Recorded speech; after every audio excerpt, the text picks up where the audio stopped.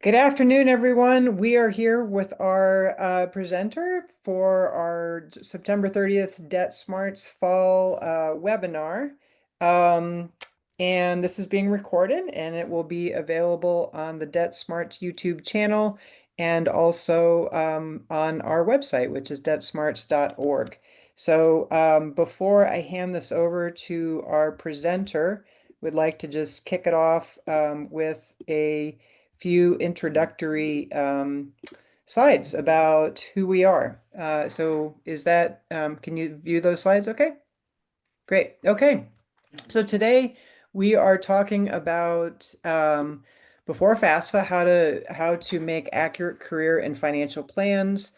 Our presenter today is Jennifer Andreas. She is the Senior Money Path Manager, and she's also a board member of the Wisconsin Coalition on Student Debt. So welcome, Jennifer. Glad to have you here. Um, Come on. There. Oh, whoops. There we go. So just quickly, what is Debt Smarts? So we are the coalition. We're also known as Debt Smarts. We're a statewide nonprofit organization committed to helping students minimize student loan debt and borrowers avoid unmanageable student loan debt. So we do ambitiously support the student journey before college, during, and after college. And you can learn more about the ways we support that process through our website. And then just so that you think about coming for future webinar opportunities, we have a pretty nice lineup of sessions that are happening on Tuesdays at 12:30. And if you sign up for our newsletter, you'll receive reminders of the actual dates. Okay. And also, so that's our website, and we have a helpline. That's the information, and we'll also share this out after the session today. Okay. All right, Jennifer, I'll hand it over to you. All right, thanks so much, Carol. Well, welcome everyone.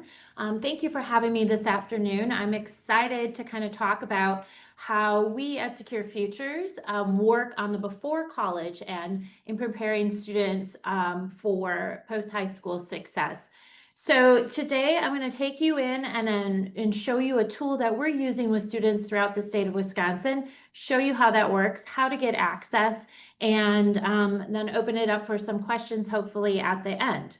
So first of all, Jennifer Andreas, Senior Money Path Partnership Manager here at Secure Futures. If you're not familiar with Secure Futures, we are a nonprofit that is based in Milwaukee that services all of Wisconsin.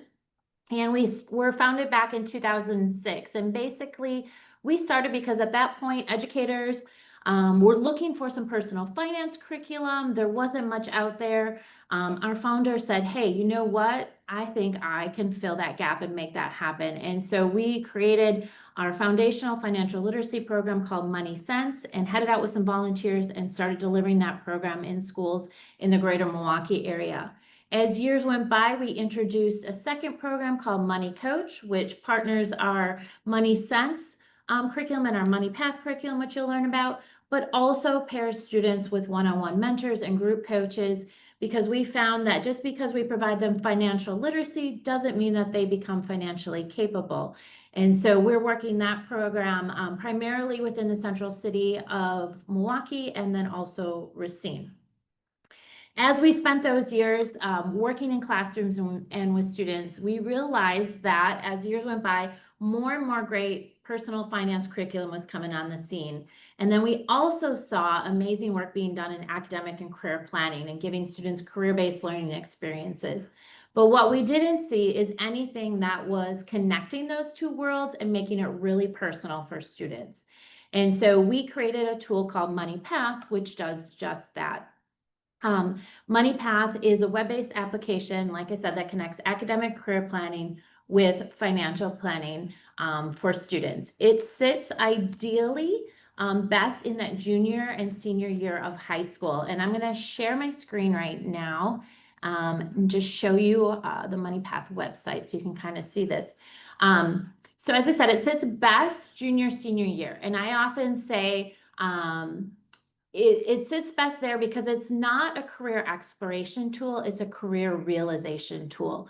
So we want students to have done some of those career readiness things, from seeing guest speakers to job shadows to internships, apprenticeships, before they get to MoneyPass, so that they kind of have an idea of where they're headed post high school, and can put a financial plan to that. We do have a designated website. That's what I'm showing you. And on here, you can play around, but we do have a lot of resources. So MoneyPath, because it connects those two worlds, academic and career planning and financial planning, it kind of sits in schools in a couple of different places, and that's our primary method of delivery. So personal finance teachers, econ teachers, they deliver it within a classroom. It enhances that curriculum. Or school counselors, CTE professionals deliver it as part of academic and career planning. So we have lesson guides, guided facilitation videos. It's linked to the Wisconsin personal financial literacy standards, as well as the career readiness standards. So we framed it up that way. We do have some community-based organizations as well as colleges that utilize the tool as well. And so we can provide some additional materials for those use cases in addition to the high school resources. As I said, MoneyPath is a web-based application. And I am actually, before I forget, I am going to, in the chat, drop in our trial class code. So I am going to go through the tool pretty fast today, and you're gonna be like, that's cool. She went through some of those screens really quickly. This class code that I just dropped in will allow you to log in and create your own accounts just as a student would, and play around and see how the tool works, set up your own pass, all of that. So that is in the chat if you would like it. All right, so I'm going to switch screens and take you into the actual application. So how do students gain access to MoneyPath? Basically, they let us know, hey, a teacher will let us know when they want to use it, the number of students, will give them a class code. If it's an individual student that wants to use it, same kind of thing. We create a class code, it's a 7-digit number. They come to this home screen, click create a new account with class code, enter that, and they'll set up their own account. We ask for very little information from the students. So you're looking at just name and email, and then they're graduating. So basic information, they set up their own password, and from then on forward, they can log in at any time.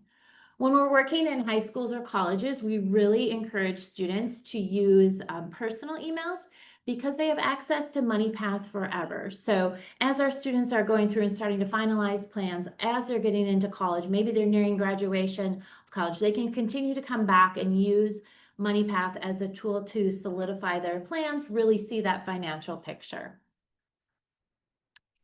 So now I am sharing what it looks like once they're in. Now it'll say, welcome Jennifer, welcome Carol, whoever created the account, obviously. But all of these saved paths they're seeing will not be in there the first time a student logs in. Obviously, I've set up a lot of paths for demonstration, so my dashboard is pretty full, but they will see this create a path. And when they come in, they'll click add a path, and they're going to start to build their first path. Now, the beauty of MoneyPath is that it allows students to explore multiple pathways. So we know that college is not meant for every student, and that's okay. We want them to be able to explore and compare other pathways. So whether they're going right to the workforce, military, whether that's a direct enlist or as an officer, college, obviously 2 or 4 year, or joining the trades, they can create paths at any point of entry. We also work, as I mentioned, with college students. We have some from freshman year. I have some 300 level courses that are using it. So it's very versatile. We also work with some young adults who are already in the workforce. So there's direct entry on the website homepage as well. And then just some sample paths that students created, some stories that students who are coming in for the first time can kind of read and understand why these students chose their pathway, the decisions they made, all of that. So I'm going to quickly run through a college pathway because obviously today's session was how do we prepare students before the FAFSA? So this is critical. We want them to understand before they even get to that financial aid application, what is their career pathway going to look like? What is it going to potentially cost them? What's the impact of that FAFSA and what their future will look like? The college paths and money path are the most complex because it does walk students through the paying for school screens, as well as how to fund school. But all of the pathways will show students they'll see their career, they'll see starting salary for their career, and they will all create a budget based on that starting salary and set some long-term goals and see a glimpse of retirement. So there is some overlap. College just kind of veers off and takes them through those funding screens. So we're going to get started. Click college. It's going to ask them what degree they're pursuing. For this example, we're just going to choose a bachelor's degree. You can see on the left there, everything is 0. I'm building this path for the first time. As I go through, that will start populating. You can see all the different sections that I'm going to click through.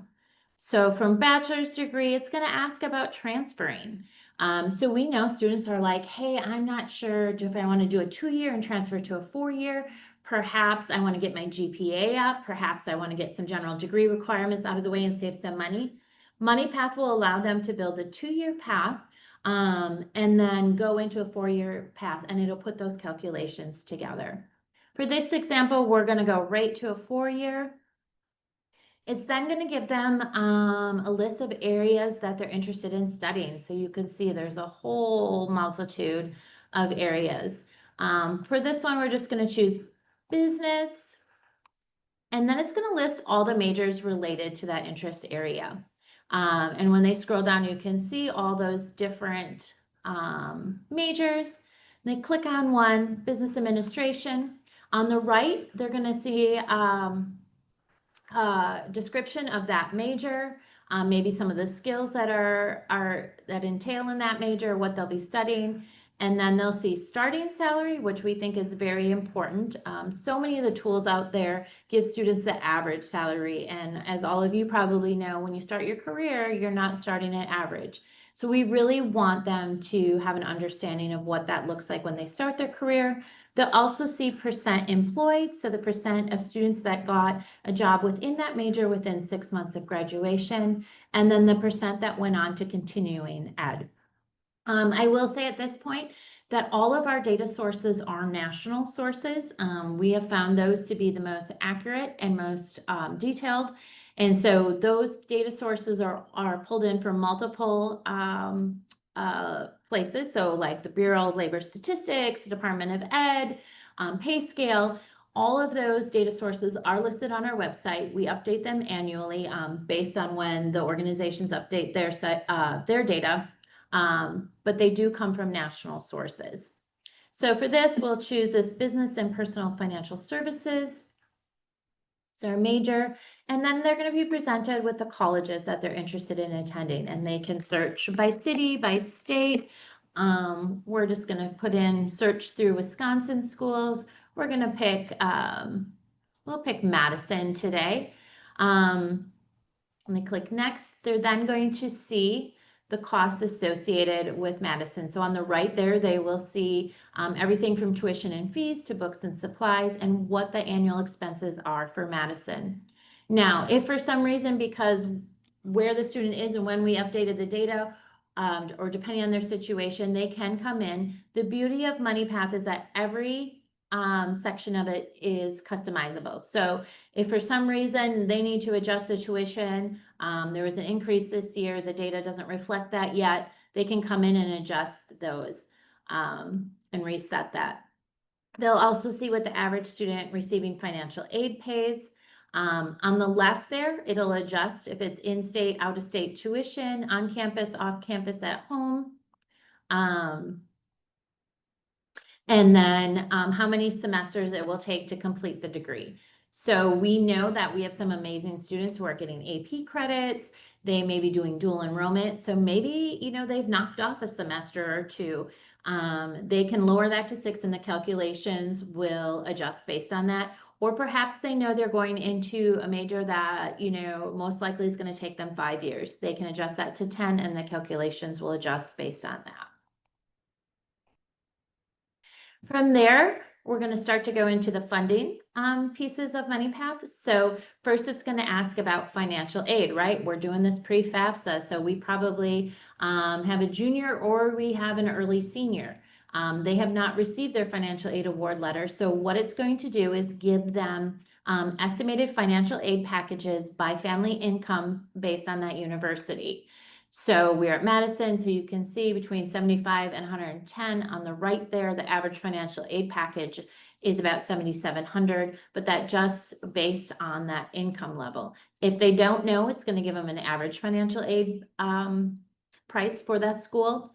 Now, our seniors, after they've filled out the FAFSA and they get their award letter back, they can actually come in and enter those exact amounts, and they will start to really narrow down their path and their budget and really start to make that more precise. So for this sample, we're choosing no, we'll choose the income. Anytime that there is green text within the application, students can click on that and additional content will pop out. So if they want to learn more about financial aid, like this one shows them a sample financial aid award letter, they can read some more information up on that.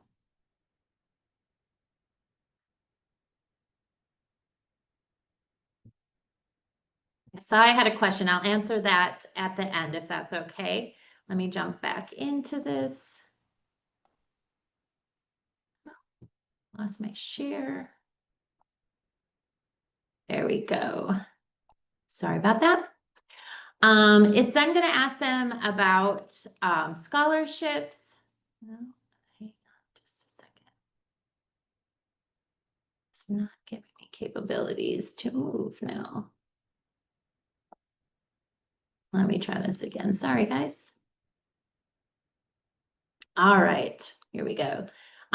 So if the student has applied for scholarships, they can enter those in. So maybe they get some community scholarships. They can enter in multiples. Maybe it's just $1,000 for 1 year, but they can start to see on the right there the impact that the funding has. So it's going to take that amount and it's going to split it over the 4 years.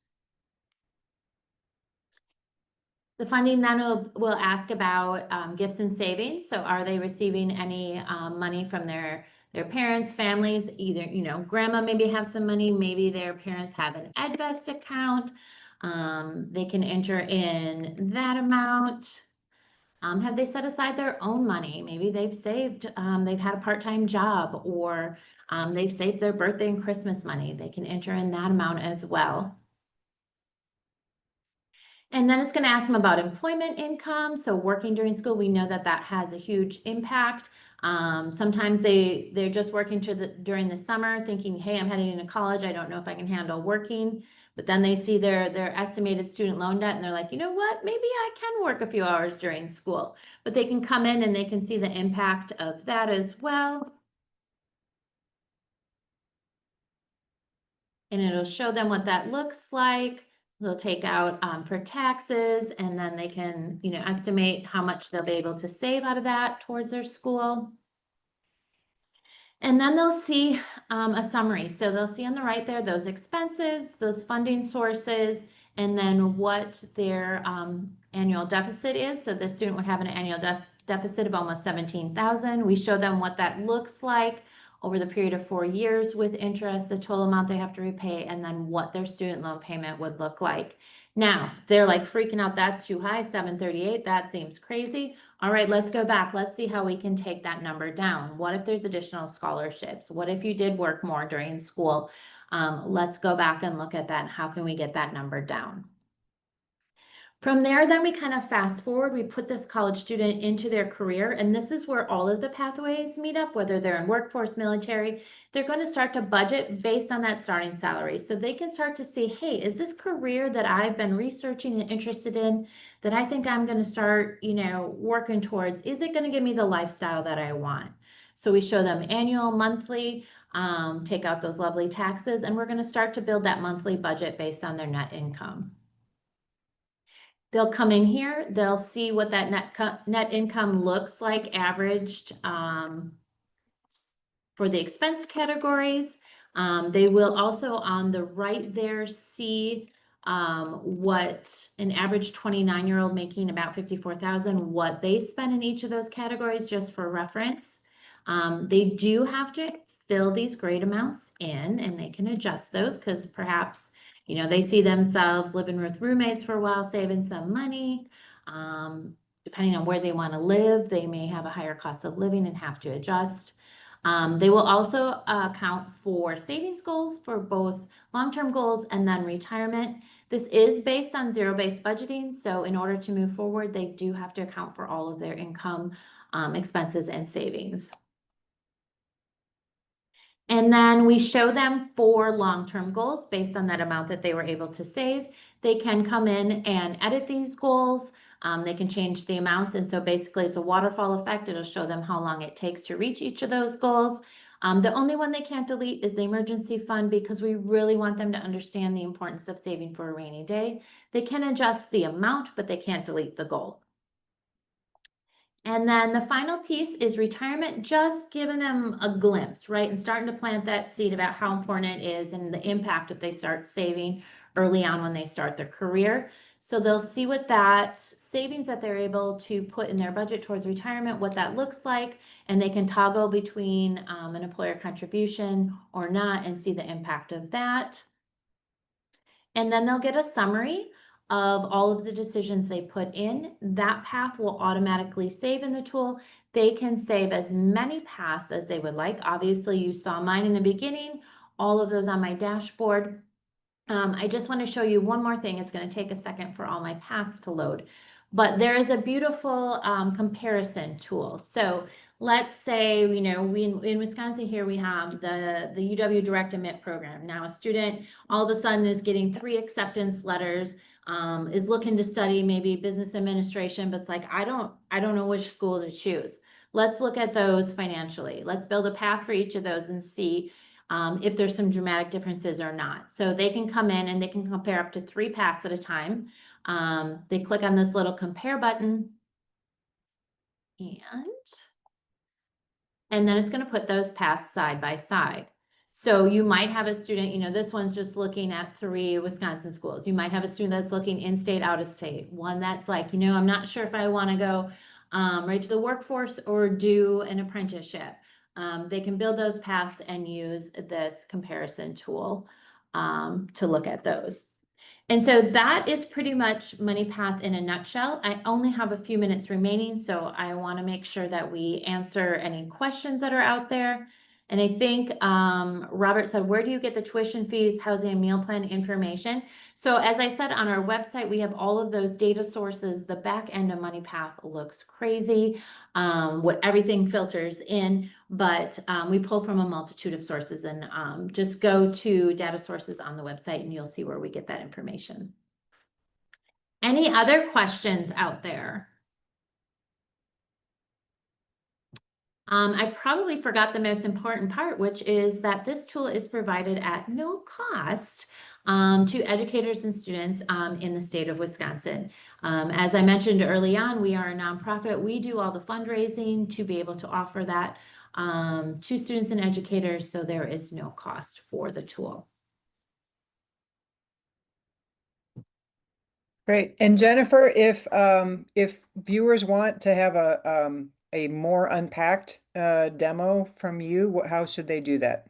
Yeah, so on that website that I shared, you'll see where it says demo days. That actually populates right to my calendar, and you can book a demo session with me, and I'll dive in a little bit deeper, talk about how it's used maybe in a semester-long course or how it can be used at the college level. So I would be happy to do that at any time.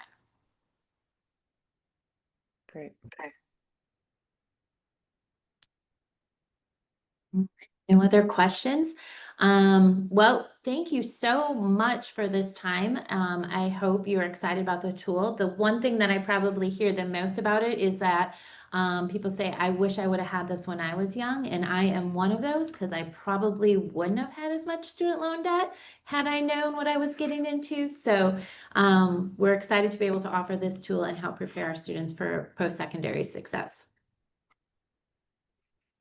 Thank you, Jennifer. And so as promised, we're keeping it short and sweet. I know that was a quick run through, but we will share this recording on our YouTube channel, which is at Debt Smarts, and we will also have it on our website, and along with Jennifer's contact information if you want to learn more about the tool.